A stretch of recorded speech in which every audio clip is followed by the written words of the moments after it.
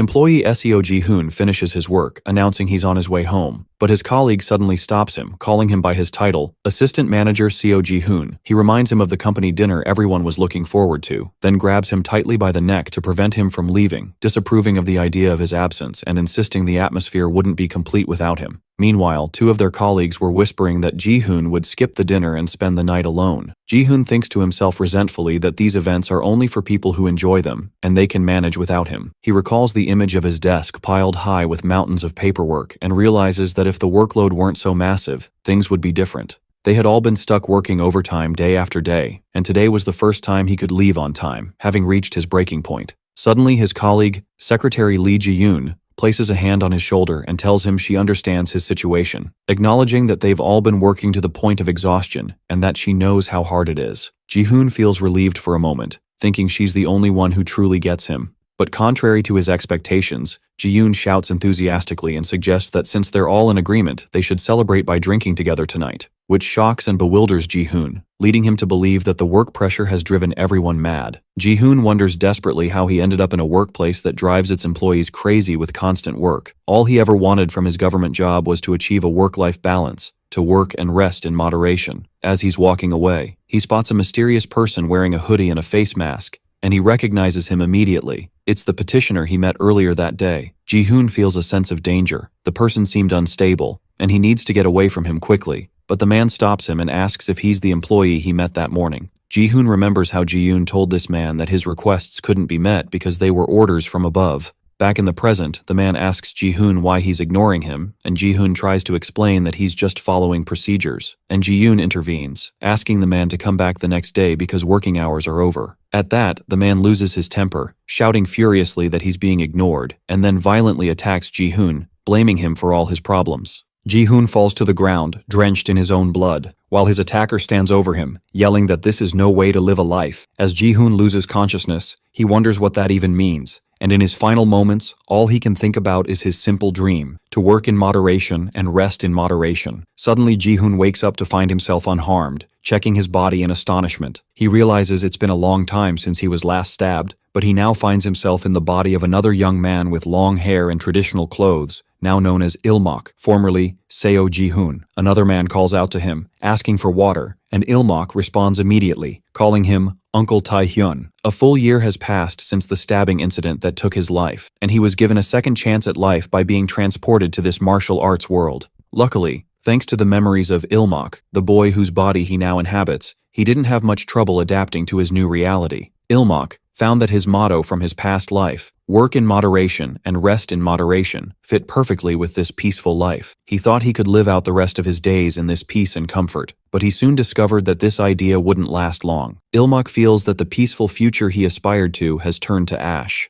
Suddenly, a huge fire engulfs the inn where he works, and Ilmok rushes to try and put out the flames with buckets of water. He wonders angrily why the fire broke out in their inn of all places, but decides the priority now is to get everyone out safely. He spots his uncle Tae-hyun trapped under a burning wooden beam and rushes towards him to pull him out. But he freezes in his tracks, shocked by what he sees inside, where an old man with long white hair stands next to the corpse of the innkeeper. The old man calmly tells him that the reason for his actions was that the noodles served to him were disgustingly bad. Ilmok condemns this trivial reason, but the old man insists the food was that bad, and burning the place down was just an added bonus. The old man turns to Ilmok, remarking that his talent is being wasted waiting tables, and offers him the chance to become his disciple, threatening him with death if he refuses. At that moment, memories of his death in his past life flood back to Ilmok, and how he was killed by a madman who claimed to be ignored while he was just following procedures. He now sees the same madness in this old man who kills and burns down an entire building over a bad bowl of noodles. Ilmok seethes with anger and yells at the old man to cut the crap, questioning if he thinks waving a knife around gives him the right to do whatever he wants. He continues shouting that he will never listen to a lunatic like him and demands they give him back the balanced life he dreamed of. Just then, another man with an eye patch appears and strikes Ilmok with a swift blow, knocking him unconscious. As he lies on the ground, Ilmok thinks that at least this time he managed to say everything on his mind, unlike in his past life, and wonders again if his request to work and rest in moderation is really that difficult to demand. The old man orders for Ilmok to be taken with them. Ilmok suddenly awakens to find himself inside a moving carriage, and panics when he sees the old man in front of him, calmly telling him that he's awake. Ilmak is amazed to still be alive, as he was sure the man would kill him after he yelled in his face. The old man surprises him with an apology, admitting that he was lying, and that the one truly behind the destruction of the inn is the Murim Alliance. The old man explains that the alliance framed him as he was passing through the area, as a pretext to strengthen their authority. Ilmak doubts the man's story but can't completely dismiss it. From his experience working at the inn, he realized that all martial artists, whether from righteous or evil sects, were nothing more than a bunch of thugs. Ilmak asks the man why he lied in the first place, and he replies that he wanted to test his character. The old man adds that Ilmak's spirit greatly impressed him because he chose death over becoming the disciple of an enemy. The old man expresses his satisfaction, asserting that his judgment of people has never been wrong. But Ilmak corrects this in his mind, convinced the man is actually senile. The old man explains that he had no other choice. The official story would be that an enemy of the people had passed through, but no one would believe that someone like that would leave a simple errand boy alive. They would surely kill him and blame him for the entire incident. The man tells him this leaves him with only two options: either become his disciple and join him, or die at the hands of the Murim Alliance. Realizing the gravity of his situation, Ilmak suddenly changes his tone and respectfully asks the man his name, and the old man notices this sudden shift. The old man introduces himself as Hayukrion Ilhui. Ilmak doesn't recognize the name, so the old man explains that his title is more famous. In the Central Plains, he is known as the Heavenly Demon. Ilmak immediately recalls the meaning of this title from martial arts novels. The Heavenly Demon is a symbol of overwhelming martial power and the ruler of the demonic sect. Although the sect has different names, the title ultimately means a sect leader. But the only difference is that their power is incredibly immense. Ilmak thinks that if this were a modern-day cult, he would immediately refuse to join due to its association with criminal activities. But since it isn't, it might not be so bad. The Heavenly Demon interrupts his thoughts, asking him about the work-life balance he was shouting about, which embarrasses Ilmak. They reach their destination, and the Heavenly Demon asks for his name. Ilmak replies that he has no family name, just Ilmak. The Heavenly Demon welcomes him to the sect, where many followers are lined up, kneeling to greet them. The followers greet their master, the Heavenly Demon, and ask him for salvation, and Ilmak is filled with a sense of awe. The scene is much grander than he had imagined, and he thinks about what it must feel like to be the leader of a religious cult, wondering if others will look at him differently now. The Heavenly Demon takes him to a palace called Bonga Majon, and tells him it will be his if he accepts being his disciple, asking him to stay there until he makes his decision. He promises to personally investigate who sent the assassins to the inn, as he understands Ilmak must be in great pain over the death of his uncle, who was like a father to him, and he swears on his name as the Heavenly Demon that he will help him in this matter, whether he becomes his disciple or not. Moved by this promise, Ilmak prostrates himself before him, thanking him and calling him master. The Heavenly Demon is surprised by the speed of his decision, but Ilmak confirms that he has already made up his mind. He has no other options anyway and will do his best. The Heavenly Demon calls his decision wise, and tells him he will appoint an attendant to serve and guard him, through whom Ilmak will learn the ways of the divine Heavenly Demon sect, and Ilmak thanks him once again. Ilmak sees a girl approaching and assumes she is the attendant the Heavenly Demon mentioned. He thinks to himself that things are moving at a crazy pace, as expected of a religious cult. Ilmak is stunned by her beauty, thinking she looks like a famous star, and the idea of a girl this beautiful taking care of his daily needs flusters him. But he quickly scolds himself, reminding himself that if he considers his past life, he's technically in his 30s. As he's thinking that getting involved with her would be, the girl bows before him, introduces herself as Jin Haeon, and tells him she will be in his service from now on. Ilmak immediately retracts his previous thoughts, deciding that maybe he should reconsider the matter. He justifies this change of heart by reasoning that his current body is only 15 years old, so the age gap between them isn't that significant. Haeon interrupts his thoughts and apologizes for having to say this at their first meeting, but she tells him he must start preparing to enroll in the Madagwan. Ilmak wonders what the Madagwan is, and she explains that it is the sect's top academy where distinguished members enroll at the age of 16, and that all high-ranking officials of the sect have graduated from it. She adds that since he is the Heavenly Demon's disciple, he must graduate at the top of his class so as not to bring shame upon his master. Ilmak realizes this task will not be easy at all. Haeon acknowledges that time is short, but reassures him not to worry. The atmosphere suddenly shifts, becoming more serious and strict, and Haeon declares that she will make him the strongest. She immediately begins a grueling training regimen, ordering him to chant the sect's slogans like Advent of the Heavenly Demon while doing push-ups, and yells at him that his voice is too low and to do it again. She continues to push him relentlessly, shouting for him to straighten his arms. Ilmak completely collapses from exhaustion, and she screams at him again to get up. Ilmak gasps that he can't go on. Haeon asks him sharply if someone threatened him with a sword to force him into this, reminding him that this is the divine sect he chose himself. Ilmak screams internally that he didn't choose this, and that she's the one threatening him now. She grabs him and tells him he must endure with absolute perseverance and determination. He looks shocked, but agrees, then collapses on her shoulder, thinking that everyone in this demonic sect is crazy. While he is lying down, Hyeon thinks to herself that the extent of his training today has far exceeded the limits of ordinary humans, especially for someone who has never learned martial arts before, which is proof that his body is blessed by the heavens. She is amazed at the heavenly demon's ability to recognize such a remarkable talent, and confirms that this is the reason why one cannot help but venerate him. Then she enthusiastically chants the sect's slogans. Ilmak wakes up at night in his room, wondering where he is. The last thing he remembers is training with Jin Haeyeon. He realizes that she is in the room, massaging his back with internal energy. He jumps away in a state of panic and shock. She calmly tells him that she was treating him with a healing technique while he was asleep, adding that the treatment is not yet finished and asks him to lie down again to complete it. Ilmak accuses Jin Haeyeon of being a harsh drill sergeant, and believes that her healing technique is just a way to heal him quickly so she can return him to the grueling training again. This treatment brings back painful memories of his military training in his past life, and he feels that that experience was enough suffering for him. He screams that he cannot live like this, and demands at least one break every half season, a term from the gaming world meaning about an hour. He asserts that the most important value in his life is work-life balance,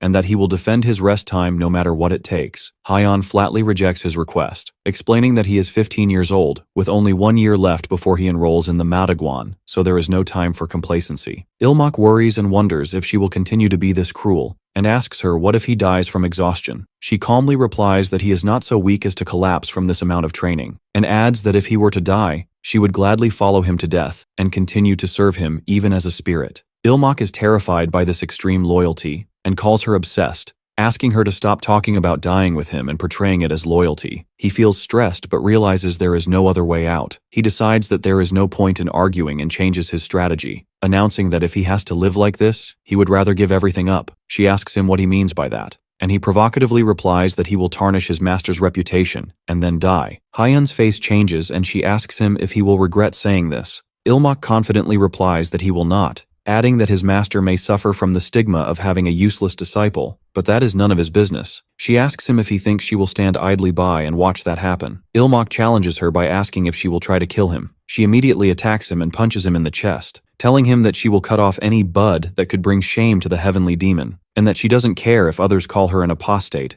as this is a life she was prepared to give up herself anyway. Ilmak smiles sarcastically and points out that if the master kills him, it means the master himself is the one who called him an apostate. Hyeon stops her attack, shocked by his logic. Ilmak thinks to himself that being bold was the right solution. He realizes that his only strength lies in being the disciple of the heavenly demon, and he had to push Hyeon to the limit to use this point to his advantage. He believes that this fanatic has completely taken the bait and is now confused about her master's decision. After putting her in this predicament, Ilmak clarifies that he never said he wouldn't train. He tells her that he has only 2 demands. First, he wants a break every half a shijin, 1 hour, during training. Second, he wants a guarantee of 3.5 shijin, 7 hours, of sleep. Hyeon asks Ilmak if he is really satisfied with these simple demands, and he hesitantly confirms that he is. Ilmak adds that he will train hard if he gets what he wants, as he also does not want to bring shame to his master. Hyeon agrees to his terms, but warns him that he must keep his promise to train hard, then orders him to get back on the ground to continue the treatment and finish the session. Ilmak internally regrets his harshness in negotiating, wondering if he should have been less strict.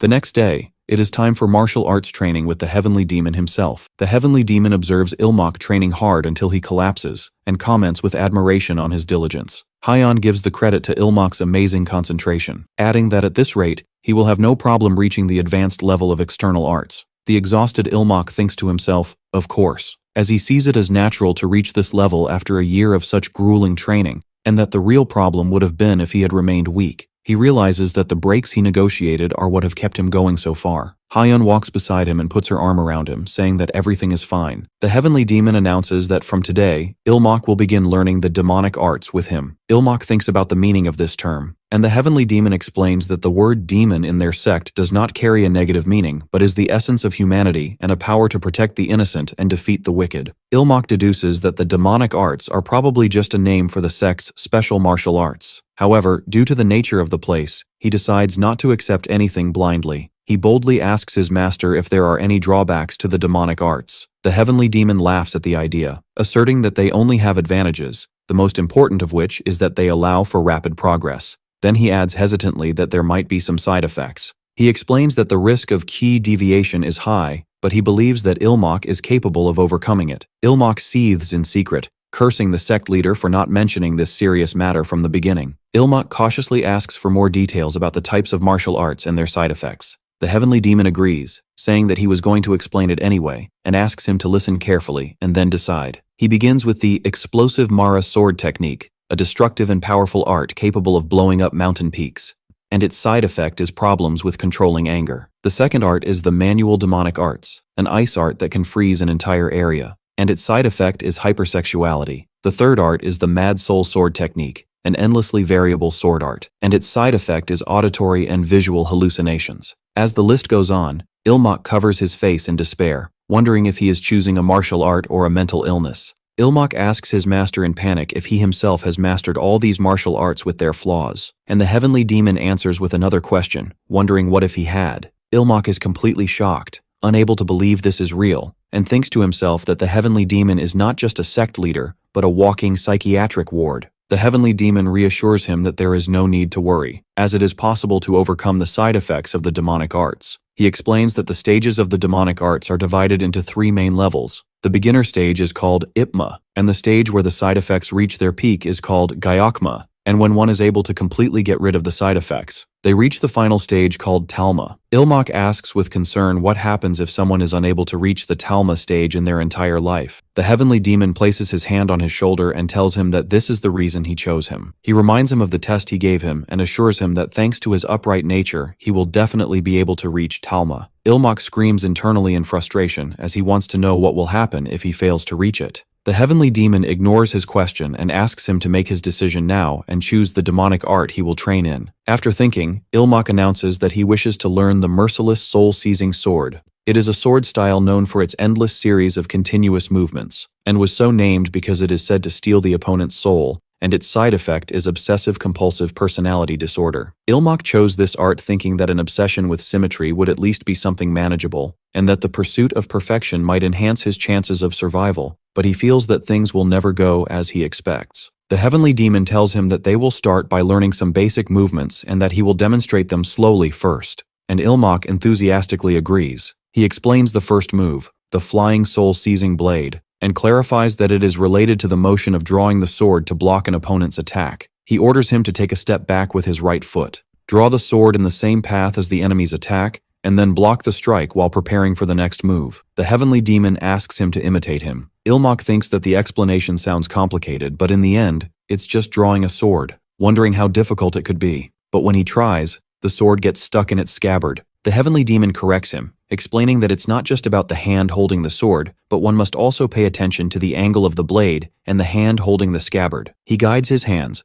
and Ilmok succeeds in drawing the sword, earning his master's approval. His master tells him that he will add some adjustments, and they will continue training. Ilmok continues to practice, feeling satisfied, thinking that perhaps because of his young age, he is learning everything quickly. The heavenly demon tells Ilmok that he will swing his sword slowly, and orders him to block the strike using the flying soul-seizing blade technique while drawing his sword. Despite the slow movement, the pressure was intense, but Ilmok successfully blocks the attack with skill. His master praises him and encourages him to continue. Ilmok is surprised at himself. He blocked the attack naturally without consciously using the stance he had practiced, and begins to wonder if he is a genius. After the grueling training session ends, the heavenly demon tells him that this is enough for the basics of the technique and that he has done very well. Ilmok thanks him, and looks at his body, amazed at his new abilities. As his master's final strikes were so fast that he could barely follow them with his eyes, yet he managed to block them all without any mistake. The heavenly demon announces that the next step is to teach him the method of cultivating internal energy. Since Ilmok started his training at a late age, his master will personally help him guide his energy. His master places his hands on his body, explaining that he will guide his internal power into Ilmok's energy pathways, according to the merciless soul-seizing sword style, and warns him to follow the flow of energy with close attention. Ilmok feels a strange and exciting sensation he has never experienced before,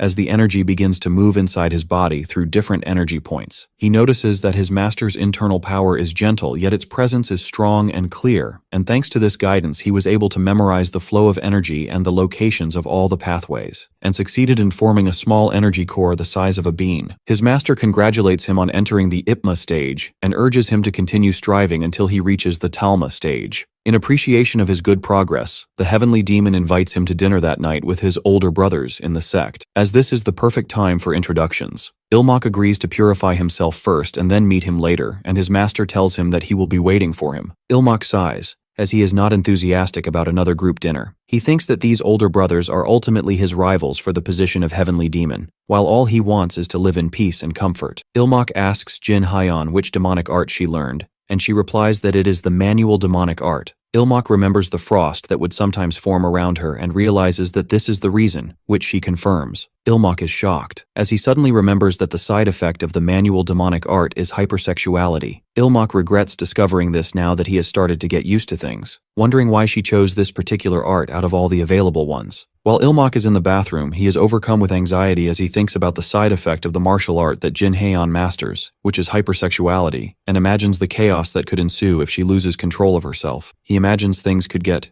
chaotic, so he dunks his head in the water to banish these thoughts. Hyeon tells him that the side effects of the manual demonic art differ between men and women. Ilmak is surprised and asks her what happens to women then. She explains that for women their rationality becomes sharper and they think more logically than usual. Ilmak finds this side effect very mild compared to the others and asks if there is anything else. She admits that feelings like empathy and compassion weaken in them, and Ilmak is horrified, realizing that this means she could turn into a psychopath. But Haeon doesn't see this as a flaw, but rather an advantage, because this art was created to punish apostates. Ilmak screams internally that this is literally the definition of a side effect and calls her a fanatic. She apologizes for the confusion she caused, and Ilmak suddenly realizes a terrifying truth and asks her if she really intended to kill him the last time she grabbed his neck, and decides he must stop taking the matter lightly. After getting dressed, he prepares for the important part of the night, which is meeting his older brothers. He remembers what Haeon told him earlier, that he is the 8th disciple of the heavenly demon, but he also knows that half of the disciples have died, either from QI deviation or in battles, leaving only 4 alive, including himself. He realizes that the survival rate is only 50%, but he is determined to survive. He encourages himself with his old name, Seo Ji-hoon, then enters the dining hall and announces his arrival as the youngest disciple, Ilmak. The heavenly demon welcomes him and introduces him to the others as the youngest disciple he has taken in his later years. His first older brother, Wee Jinhak, greets him warmly. Ilmak remembers that Jinhak practices the exploding spirit Mara sword technique, whose side effect is uncontrollable anger. He had become an enemy of the people known as the Mad Demon, because he unleashed this anger on corrupt officials. Although he managed to overcome the dangerous Gyokma stage, he never reached the final Talma stage, making him a ticking time bomb about to explode. Ilmak returns the greeting respectfully, while warning himself not to be deceived by his friendly smile and to stay alert. Jinhak pats him firmly on the back. Ilmak feels that the atmosphere isn't too bad and heads towards his third older brother, thinking it might be easier to talk to him since he was about the same age as him before he died. Ilmak bows and introduces himself, but he is surprised by the reaction of his third older brother, Seo Wanpyeong, who angrily asks him why he bowed twice, and if he considers him a corpse, because bowing twice is a ritual reserved for the dead. Ilmak remembers that Seo Wanpyeong practices the 14 Shadow Arts, a sword style known for its speed and stealth. It turns out that Seo Wanpyeong's martial art is a demonic art focused on assassination. Its side effect is paranoia, where he always sees the worst possibilities in every situation. The problem is that Seo Wanpyeong is stuck in the complete Gyokma stage, the peak of the side effects, which is why he feels so wronged by Ilmak's greeting. Wanpyeong accuses Ilmak of wishing death upon him by bowing twice. He approaches him and asks why he can't deny it if it's not true. Ilmak is at a loss as to how to get out of this predicament, realizing that Wanpyeong will interpret anything he says negatively. The older brother, Wee Jinhak, intervenes with a laugh, telling Wanpyeong that he's taking his joke too far. He adds that hunger might have made him sensitive and offers him new chopsticks. Wanpyeong apologizes in confusion. Ilmak also apologizes, saying it was his fault for not knowing the proper etiquette. Ilmak is surprised by this situation, thinking he believed this place was filled only with madmen, but it seems there is a sane person among them. He thinks this must be his 6th older brother, Jong Ri-chu, and that he might be the one he can rely on the most. But Ri-chu tells him that now is not the time for this, and asks him to greet his older brother, pointing to an empty space. Another man laughs and asks Ri-chu what nonsense he is talking about. The man calls Richu fourth older brother. Ilmok is confused and wonders who he is talking to, as the fourth brother is supposed to have died in battle. Then he suddenly remembers that the demonic art Zhong Richu practices is the Mad Soul Sword technique, and its side effect is auditory and visual hallucinations, i.e. schizophrenia.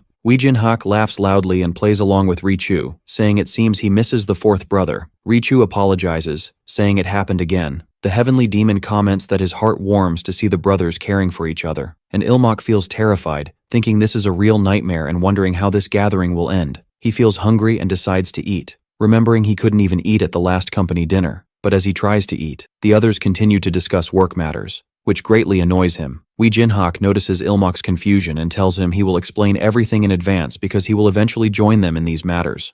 Ilmok agrees to listen attentively, thinking to himself with resignation, "Here I go, joining them." Wee Jin-hak begins to explain the situation to Ilmok, clarifying that the heavenly demon and his close aides conduct periodic inspection tours of the sect's territories. He explains that during the last tour, an unexpected variable, Ilmok, appeared at an inn, which caught the master's interest, and for Ilmok's safety, the master had to return to the headquarters first. For this reason, the master held this work dinner today to listen to the reports of the senior disciples who completed the inspection tours and at the same time to introduce Ilmok to his older brothers. After the explanation, the heavenly demon asks Ilmok for his opinion on the discussion so far, as he is interested in knowing his perspective on how the divine sect cares for the common people. Since Ilmok comes from the outside, he wants to hear his fresh perspective and whether he has any ideas for improvement. Ilmok realizes this is a test. He knows that the goal of all his older brothers is to reach the position of heavenly demon, and they are willing to fight each other without hesitation for this position. But Ilmok, or Seo Ji-hoon, is completely different. He doesn't care about this power struggle. All he wants is to relax and eat as much as possible. He knows that fanatics like Jin Haeon will not let him slack off. Therefore, he decides that from today, he must completely distance himself from their circle of interest by playing the role of the eternal middle manager, someone who doesn't care about the top position and doesn't intend to side with anyone. To succeed, he must appear as someone who is lacking something, not too smart, not too outstanding. He must be like a new employee full of enthusiasm but ignorant,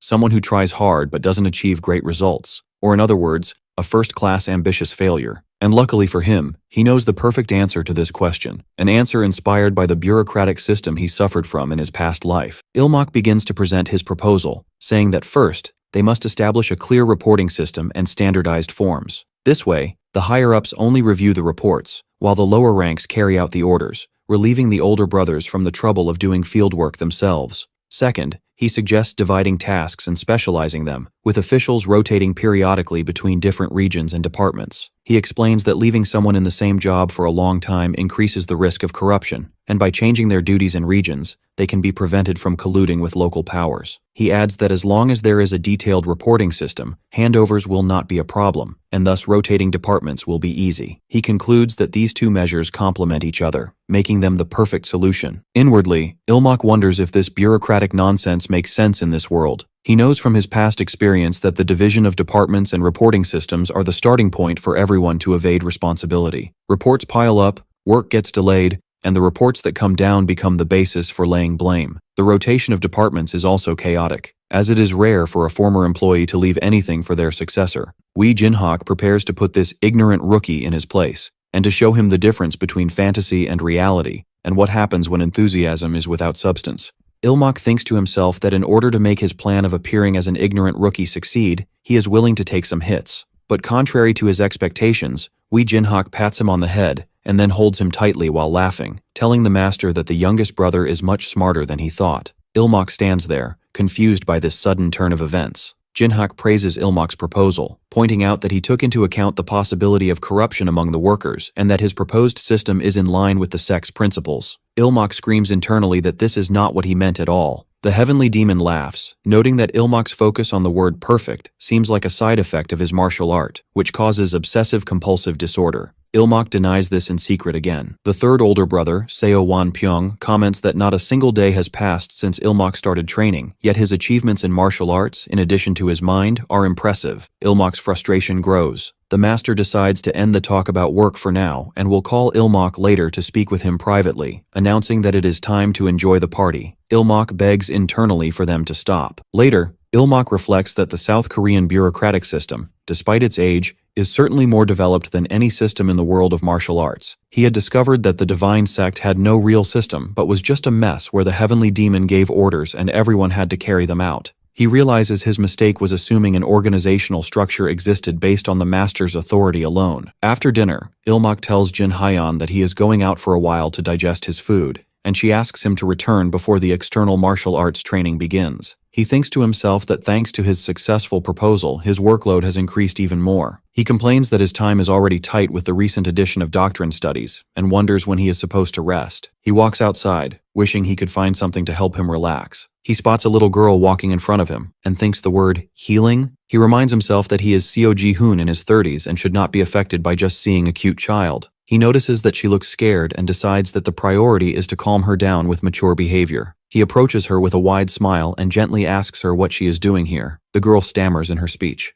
and he realizes that her doll has fallen into the water, so he tells her that she can count on him. The girl points to where the doll is, and Ilmak jumps into the deep water and retrieves it for her. He feels embarrassed for trying to look cool, but the girl thanks him for saving her doll. He asks her why she was playing alone, and she replies that no one at home plays with her. They just order her to train. Ilmak is moved by her words, realizing that her situation is very similar to his own. He introduces himself as Ilmak, and she introduces herself as Seona. He suggests that they meet again the next day, then changes his mind and suggests that they meet every day at lunchtime so he can play with her daily. Seona asks Ilmak if his promise to play with her every day is real, and he enthusiastically assures her it is a firm promise. Then they pinky swear to seal their agreement. A few days later during training, Jin Haeon notices that Ilmak seems to be in a good mood, and asks him if something pleasant has happened to him recently. Ilmak tries to distract her, claiming his good mood is due to his rapid progress in learning. He boasts that at this rate, he expects to finish his doctrinal studies within half a year. Haeon agrees with him, and Ilmak feels guilty for unintentionally lying. He lied because he feels that if Jin Haeon finds out about Seona, she will forbid him from meeting her. This daily meeting is his only time to relax, and he is determined to protect it no matter the cost. The heavenly demon suddenly arrives and tells Ilmak that his rapid progress is good news. They both greet him. The master tells Ilmak that the opinion he presented at the dinner was excellent, but it seemed a bit disconnected from the reality of the sect. Therefore, he assigns him a new mission, to go and see the sect for himself and propose an improvement plan based on what he sees. Ilmak tries to get out of it, saying he is still incomplete and has a lot to learn, but the master replies that although training is important, delaying this practical mission is not wise. The master decides it's best for Ilmak to leave the next day, which frustrates Ilmak. The master adds that Haeon will accompany him, so he can train in his spare time and not worry about falling behind, and Ilmak hates this idea more than anything. Later, Ilmak returns to training feeling hopeless, and Haeon orders him to learn footwork and the art of lightness quickly because they don't have much time. All Ilmak can think about is that he misses Seona. Elsewhere, Seona is training alone and looks sad. A woman approaches her and asks what she is doing. The woman sternly tells her that she is not focused. Seona apologizes, then continues her training seriously. The woman sighs, looking impressed, and whispers the name, Seona. Then she tells her it's nothing and orders her to continue training until she returns. The woman walks away, blaming herself for almost breaking protocol. She thinks that this is a crucial time and apologizes to Seona in her mind, asking her to endure for just a little longer. Seona is left alone again. The next day, Ilmak prepares to leave with a sullen face, while Haeon walks ahead of him carrying the luggage, and he thinks about how he is really leaving the very next day. Ilmak leaves, feeling sorry that he couldn't tell Seona about his sudden departure, and wishes he knew where her family lived so he could at least send her a message. He apologizes to her in his heart and promises to return soon, asking her to wait for him. He is introduced to his personal guards whom the master assigned to accompany him. The first is Jang Hui, and the second is Guan Muyol. Ilmak greets them. He feels relieved when he realizes the master himself will not be accompanying them, and begins to plan how to pretend to inspect while taking a break. He thinks about buying a gift for Seona, but is puzzled about what children in a martial arts world might like. But his plans for rest evaporate when Jin Haeon stops him from getting into the carriage,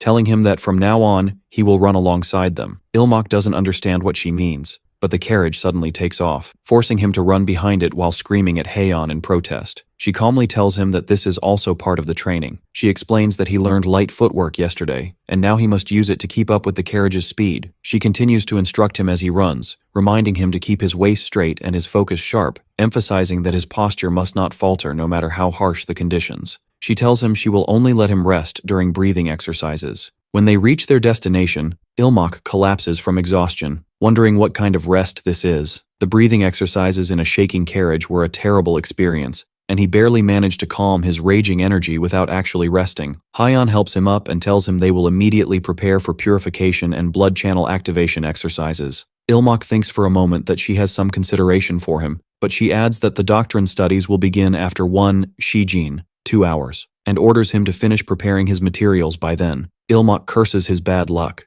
The next day, they wander through the village, and Ilmok finds this more relaxing. He decides he doesn't care about improving the demonic sect, and that any suggestion he makes will mean more work for him. He resolves to play dumb even if a good idea comes to him. Hyeon asks for his opinion of the place, and he replies that it seems like a nice village. He asks about the nature of the believers' work here, and she explains that they usually suppress thieves and bandits, but since they are close to the headquarters, there are almost no villains. Instead, they help the common people with their daily problems and spread the sect's teachings. After the tour, Hyeon tells him they will continue tomorrow according to the schedule. She asks him sarcastically, shouldn't they tour all of Xinjiang to find a way to improve? She points out that the next village is more than 1,000 li away, which means more running. Ilmok suddenly stops her, announcing that he has a great idea. Ilmok asks Hyeon to bring him a brush, ink, and paper, assuring her that his idea will definitely work. Ilmok thinks that he has some ideas, but the problem is that he cannot fully implement them under the sect's conditions. However, he sees that having an incomplete plan is better than nothing at all, and as he writes, he worries that his plan is not quite perfect. He also fears that his plan will create new problems, so he decides to use it as a basic standard and figure out the rest later. The two guards, Jang Hui and Guan Muyol, watch him from a distance.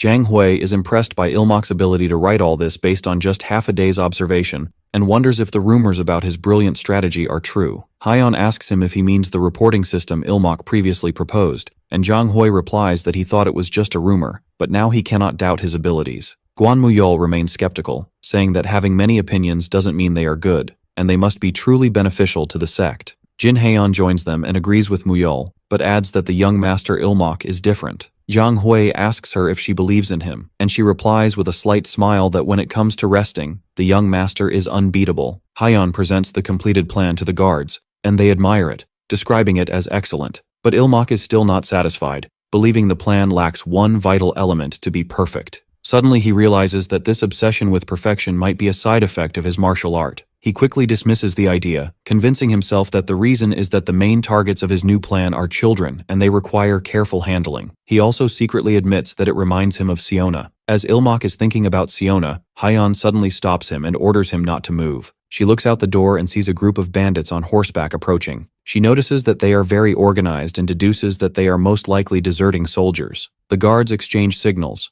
planning to eliminate all of them, deciding to observe quietly for the time being. Hyeon notices a determined look on Ilmok's face. One of the bandits declares they will kill the men and sell the women. The bandit leader objects, saying they only wanted to take their wealth as a last resort. The leader orders his men not to harm anyone, but insists he cannot let his brothers starve, and orders the caravan to hand over everything in exchange for their lives. The guard Guan Muyol jumps out to attack them, while the bandit leader laments their situation, wishing they could have lived a decent life. Ilmok yells from the carriage, telling Muyol not to kill him. Before it's too late, Muyol changes the path of his sword just before cutting the leader's neck. The other bandits get angry, calling the sect members scum, and vow to kill them all. Hyeon wonders why Ilmok hesitated to let them kill the bandits. They are just thieves who can be easily defeated. Ilmok calmly tells her to be quiet and watch. The guards quickly defeat the bandits, and they all fall to the ground unconscious. Ilmok declares that these men will be the final touch to his plan. Later that night, the bandit leader, Hanggun, wakes up to find himself tied up and his body immobilized.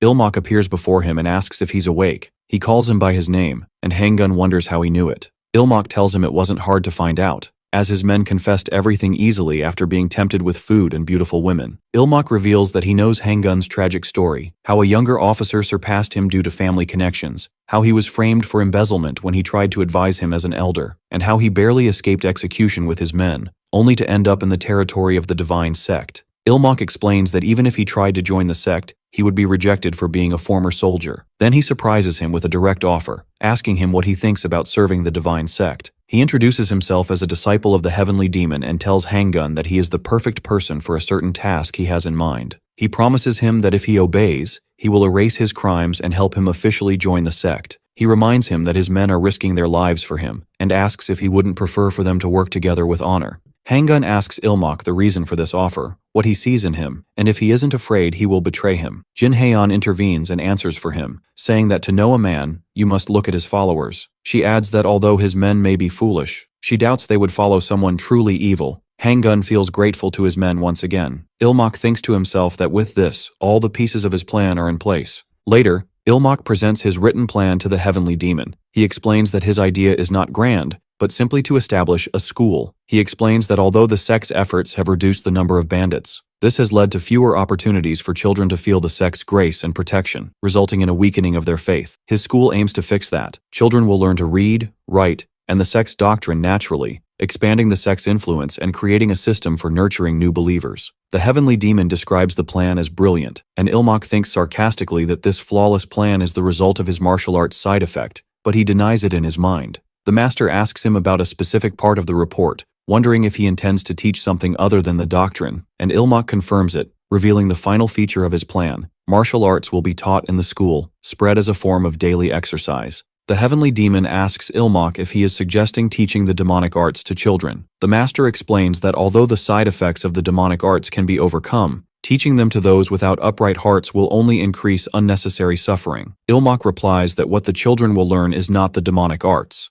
but basic and external martial arts. The heavenly demon deduces that Ilmok intends to select the most outstanding among these children to teach them the demonic arts later, which Ilmok confirms. Ilmok adds that even if they don't end up learning the demonic arts, learning the basics will make a big difference in their lives, and these children will become a source of strength for the sect. Ilmok reveals the final part of his plan. The deserting soldiers they recruited on their way here will help with this matter. They have learned military martial arts, which may be slower but are free of side effects. And since they were seeking to join the sect anyway, using them will make the preparation of basic martial arts go smoothly. He adds that they are multi-skilled individuals who can be utilized as academy managers in areas lacking a qualified person. The heavenly demon praises Ilmok for his hard work and significant contributions, and as a reward, he grants him the honor of naming this new academy as he wishes. He asks him if he has a name in mind. Ilmok thinks that the idea for the academy is inspired by something from the modern world, a place that teaches martial arts and physical exercises while providing character education, which reminds him of Taekwondo. Therefore, he suggests naming it Taeguk Dojo. After this achievement, Ilmok collapses on his bed from exhaustion. Jin Haeon tells him she will postpone today's studies, but suggests he at least take a bath before sleeping. Ilmok refuses, saying he just wants to get through the day, especially since the master himself has praised his hard work. Haeon reluctantly agrees, and Ilmok feels relieved that the work trip is finally over, and that he will finally be able to see Siona tomorrow. After Haeon leaves, as he thinks about meeting Siona, he wonders if she is upset with him for disappearing without warning, and hopes she will forgive him quickly because he bought her a gift. Suddenly, someone appears in his room late at night, and Ilmok asks him why he is here. Ilmok realizes with dread that it is his third older brother, Seo Wonpyong. Wonpyong tells him he wanted to meet him without his guard's knowledge, whom Ilmok considers watchdogs, not guards. Wonpyong praises Ilmok, saying that the master was very proud of him, and that his ideas like the reporting system and the Taeguk Dojo were methods he could never have imagined himself. Ilmok wonders to himself if Wonpyong has come because he feels jealous of him. Wonpyong continues to wonder about the difference between him and Ilmok, and as he speaks, he sees the gift Ilmok bought for Siona. Wonpyong realizes that Ilmok is fundamentally different from him. He seems to be on good terms with a young lady, and it's natural that no one would dislike a smart man like him. He compares himself to Ilmok, describing himself as old, worn out, and completely incompetent, and concludes that someone like him should die, or rather, should kill everyone. Ilmok confronts the paranoid fit that has overcome Seo Wonpyong, grabbing him and shouting that what he's saying about himself isn't true, and that the person for whom he holds the second highest respect should not speak this way. Wonpyong is surprised and hesitantly asks if he truly respects him second most. Ilmok assures him that their master is first in his respect, and Wonpyong comes right after him. Ilmok continues to flatter him, claiming to be a flawed person with much to learn, and that he sees Wonpyong as a role model and an example to follow. He then points to the gift he's holding, explaining it's for a little girl he knows, and claims that she herself says that men like Wonpyong are very popular, while secretly apologizing to Siona for using her name. Wonpyong seems moved but is still skeptical, and asks Ilmok if he is mocking him. Ilmok firmly denies it and strengthens his lie by claiming the master said something similar as well. Ilmok explains that although it may seem otherwise, the master is always scolding him, and every time he tells him that he must learn from his third older brother. He adds that the master boasted a lot about the 14 shadow strikes that Wonpyong masters, describing them as the greatest assassination arts in the world, and that Wonpyong always puts his mind at ease. Won Pyong's expression suddenly darkens and becomes frightening, and he asks in an icy tone if this is really true. Ilmok panics, realizing he may have said something wrong, as Won Pyong suddenly draws his sword. Won Pyong declares that this is the first strike of the 14 shadow strikes, and orders Ilmok to contemplate his sword and dedicate himself to honing his swordsmanship skills. He then sheathes his sword, tells Ilmok that he enjoyed his time with him, and vows to visit him often from now on before leaving Ilmok trembling with fear. After he leaves, Ilmok thinks that he might need to change his underwear from sheer terror. The next day, Ilmok tells Hyeon that he is going out to digest his meal, while in reality, he is excited to finally meet Siona and plans to shower her with affection to make up for the lack of sleep he suffered due to Won Pyong's visit. But Haeon stops him, telling him that since he couldn't do his doctrinal studies yesterday, she intends to use this opportunity now to make up for what he missed. Ilmok screams internally, wondering why she is doing this to him, but Hyeon coldly replies that his progress is more important than hers. She asks him if there is any other reason preventing him from studying now, so he makes up an excuse that he was worried about feeling sleepy after eating, then resigns himself to the situation and secretly apologizes to Siona. Meanwhile, Siona waits for him at their usual meeting place. During his studies, Ilmok feels extremely drowsy. He admits he's tired but hides the real reason, which was Won Pyong's terrifying visit the previous night. He asks to go out for some fresh air, and Haeon tells him she will wait for him. Ilmok felt exhausted and wondered if his third older brother would visit him every night. He accepts the flattery as a way to stay alive, but he wishes Won Pyong would at least respect his sleeping hours. He realizes it's wrong to expect such consideration from members of the sect, and all he wishes for is to take a peaceful nap with Siona. Suddenly he sees Siona in front of him in the hallway, confused about her presence here, and notices that her hair seems redder than usual. She calls him Ilmok Appa, and he asks her in confusion how she knew his location.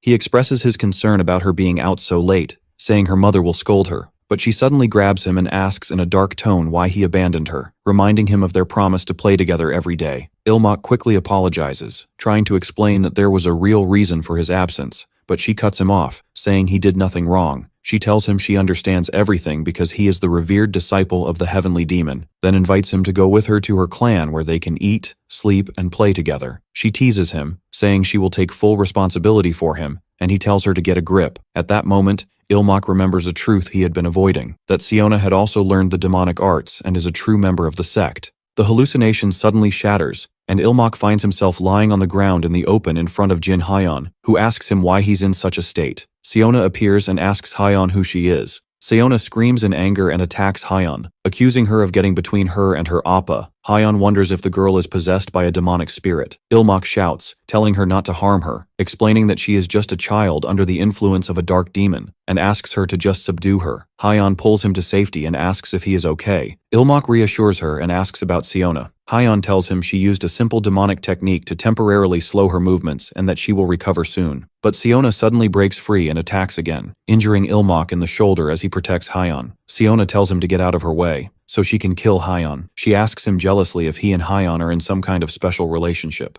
In a dark moment, Siona thinks that if Ilmok isn't hers, he will abandon her. But this dark thought vanishes as she finds Ilmok suddenly hugging her. He apologizes for disappearing without warning, explaining that his master's mission was urgent, and he didn't have a chance to tell her, especially since their meetings were a secret from everyone. Ilmok continues his apology to Siona, explaining that if he had told her about his trip earlier, she wouldn't have had to worry so much, but he was afraid it would interrupt their time together. He admits he was selfish because he hated the idea of their meetings being interrupted. Hyeon asks Siona if she hated Ilmok a lot, and Siona denies it, crying. Siona in turn apologizes because Ilmok's shoulder was injured because of her, but he reassures her that it's just a minor injury. Hyeon suddenly asks Ilmok when he became so close to the heir of the Hyukrion clan, and Ilmok gets confused and asks if she also knows Siona. He is shocked when he hears the clan's name, and Hyeon explains that this is Hyukrion Siona, the sole granddaughter of the Hyukrion clan. Later, Hyeon deduces from Ilmok's reaction that he really didn't know about the custom, and Ilmok asks her what custom she is talking about. Suddenly a group of elegant women arrives in the rain, and Haeon tells him she will explain later. When Ilmok asks who they are, Haeon tells him that the lady in the front is Lady Chonghwa,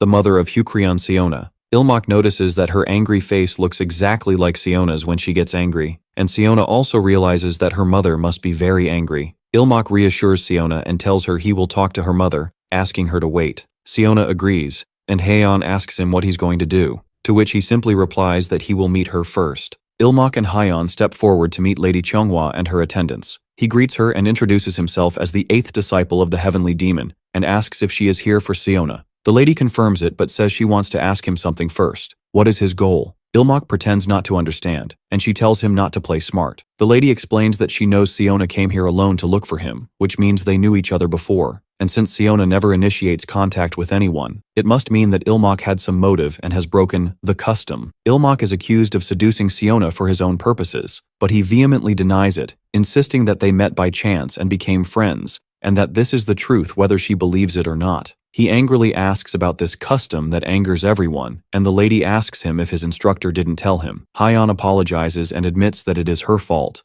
Ilmak defends her, asserting that she only focused on preparing him for the entrance exam to the Madagwan. Ilmak politely asks the lady to explain it to him, and she agrees, but asks to speak in private as it is difficult to talk in front of Siona. After they are alone, Ilmak asks her directly, what is this custom that cannot be mentioned in front of her? Lady Chonghua begins to explain the custom, clarifying that the girls of the Hukrian clan are trained from childhood in a martial art that has a side effect causing an obsessive and extreme nature. For this reason, the custom forbids any contact with the child until she becomes attached to an inanimate object as the target of her obsession. Ilmak asks if this is for fear that Siona might harm others, and the lady replies that if it were that simple, they wouldn't need a custom in the first place. She adds that the world is not that simple, as it is natural for people to get attached to each other, but these attachments do not last because humans get injured, sick, and eventually die. She explains that these risks are greater for those in the divine sect, for if the person they are attached to dies, they completely break down. She reveals that in the past,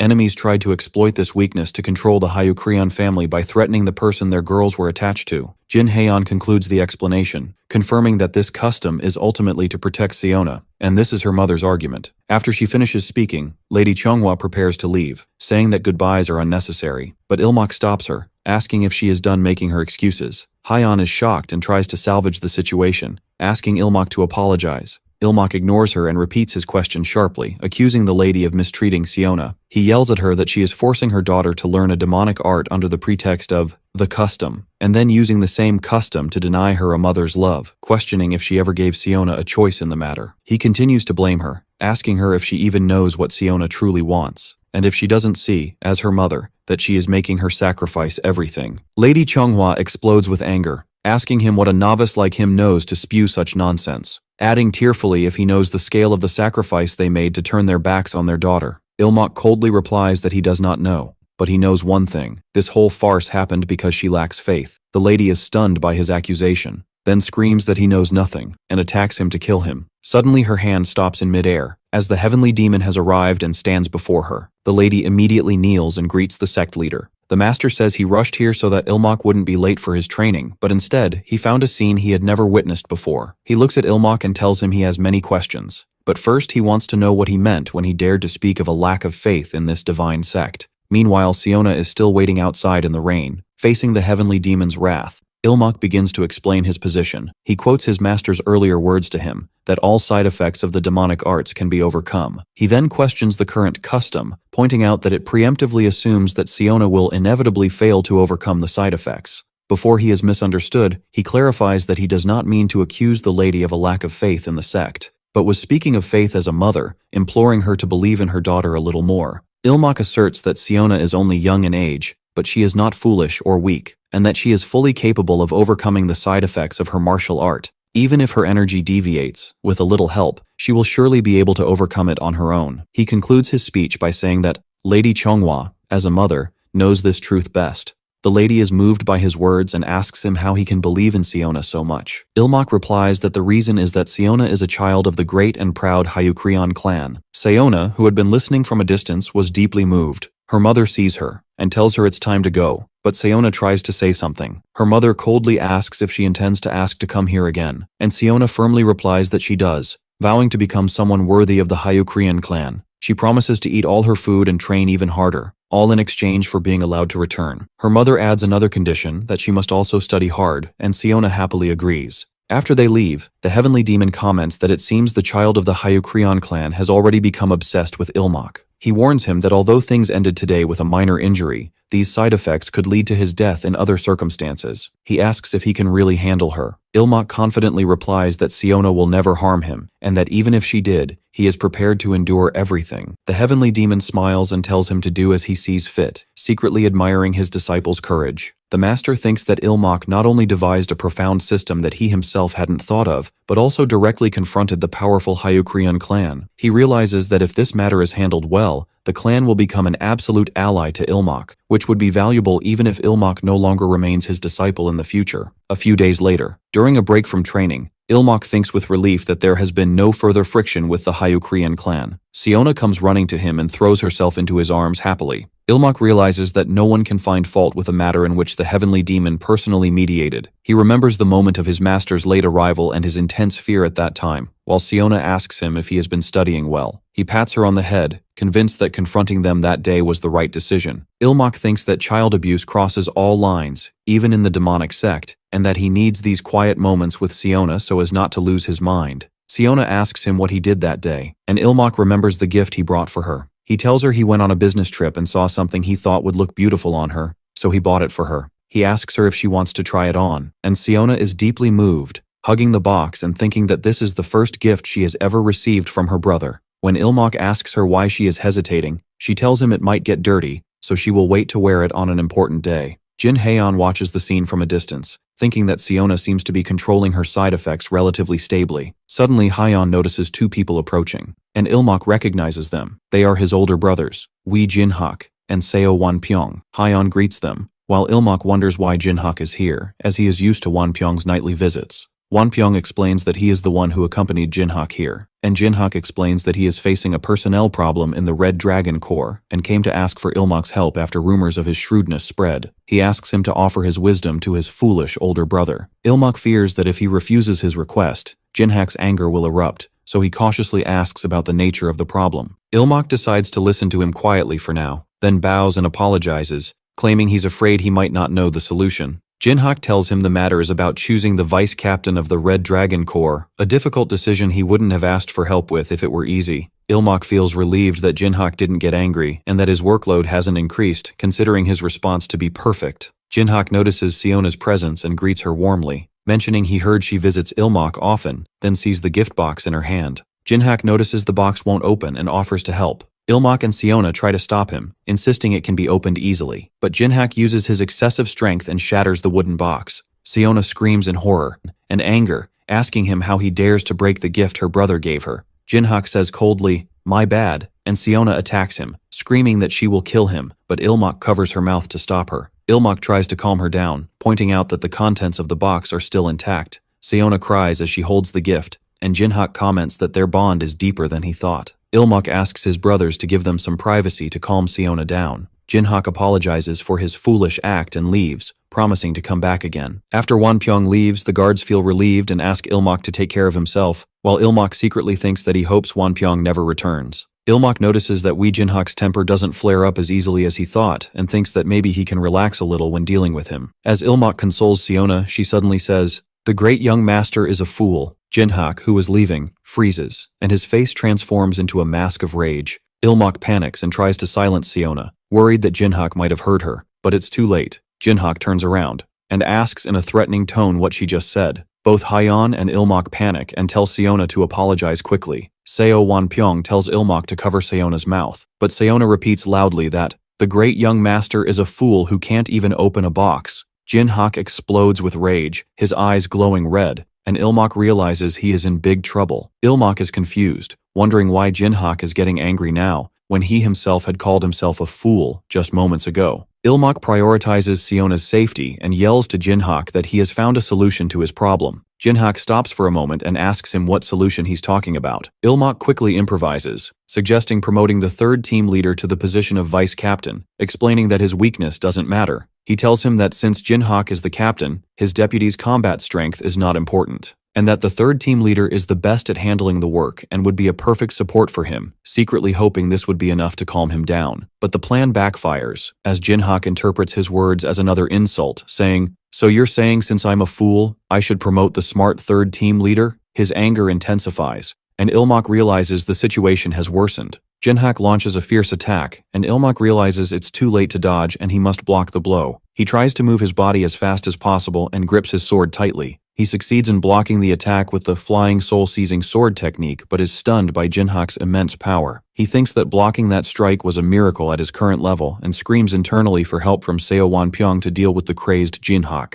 At the last moment, Wanpyeong appears behind Jinhak and launches a surprise attack from behind, but the other easily avoids it, then punches him hard. But Seo Wanpyeong endures the punch and delivers a series of strikes that hit Jinhak directly. Jinhak is thrown back, his face filled with rage and madness. Amidst Ilmak's shock at this insanity, Hyeon rushes to Ilmak and asks if he's okay. He reassures her and asks about Siona, and she tells him she hit her pressure points and knocked her unconscious, and he praises her for it. Hyeon sees the ongoing fight and declares that she will join them as well. As the fight between the brothers intensifies, Jin Haeyeon asks Ilmak to take the opportunity and escape.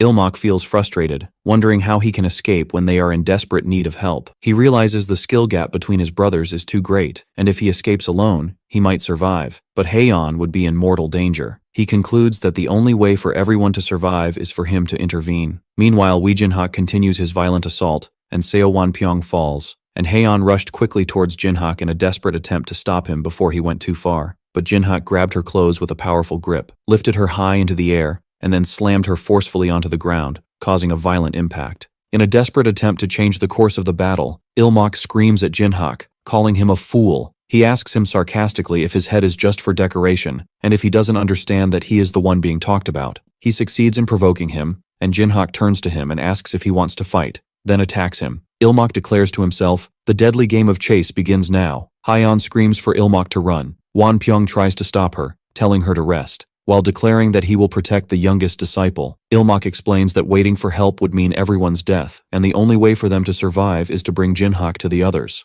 The fierce battle continues, as Jinhak charges towards Ilmak with a ferocious attack, but the latter dodges with incredible agility, miraculously avoiding the blow. Jinhak rushes forward, seizing the opportunity, and brings down a second powerful strike on Ilmak. But at the last moment, Wanpyeong suddenly appears and intercepts Jinhak's attack, blocking the blow. And Wanpyeong asks Ilmak about his plan. Ilmak screams one word, "Run!" and then takes off running. Hyeon realizes his plan. People have heard the commotion and are starting to arrive. This will ease the burden on Wanpyeong, but it won't be enough to calm Jinhak without the master's presence. Therefore, Ilmak had to draw attention to himself. He keeps running while shouting insults at Jinhak, asking him why he is attacking the wrong person. He succeeds in getting his full attention. Ilmak thinks that as long as the others will hinder anyone trying to approach him, the plan will succeed. Jinhak unleashes a devastating attack towards Ilmak. At the peak of Wee Jinhak's rage, he throws his sword in a devastating attack, surprising Ilmak, as this move was not part of his plan. A massive explosion occurs, and Wanpyeong screams Ilmak's name in worry. The heavenly demon arrives at that moment and orders everyone to fall back, while the master steps forward, praising their efforts and declaring he will finish it himself. Jinhak remains enraged and screams threats at Ilmak. The heavenly demon coldly orders him to cut it out. Jinhak struggles to resist his master's command, and the master asks if he is going to make him repeat himself. Jinhak screams in pain as he fights his master's control, then finally collapses and prostrates himself, greeting the master of all demons with complete submission. Ilmak falls to the ground in exhaustion and relief. As the guards help restrain Jinhak, Ilmak looks at his master with admiration, realizing he truly is a heavenly demon. Jinhak's rampage is quickly quelled, and fortunately, there were no serious injuries, so his punishment was confinement in the closed hall. Since Siona was the cause of the incident, the Hyukrion clan did not object to this lenient punishment. But the only unfortunate thing was that both Ilmak and Hyeon were injured in the fight. Despite her injury, Hyeon insists on starting their studies. Ilmak protests, wondering how they can study in their condition. Hyeon asks him if he would prefer external martial arts training instead, and he shouts that that's not what he meant. She explains to him that training while injured could leave permanent effects, so he has to endure studying for now. The heavenly demon visits them, and they greet him respectfully. He asks them to remain seated. Ilmak reassures his master of his condition, thanks to the skill of the doctors. The master expresses his relief and decides to reward Ilmak for his quick thinking that minimized the damage, and for his past achievements. Ilmak wonders about the reward, and the master gives him the sect's precious elixir, Bakmadan. Then he adds that he will also grant him more time for training, and Ilmak realizes this means more hard work. Hyeon cries from being so moved, considering the master's grace to be truly heavenly. while Ilmok sighs in despair at her excessive enthusiasm. The master tells Ilmok he has one more thing to tell him. His first older brother, Jinhak, wants to see him. He offers to allow a private meeting as an exception. Ilmok hesitates to see him, but realizes he will have to face him eventually. Confused, Ilmok asks only one question. Are the doors of the closed hall sturdy?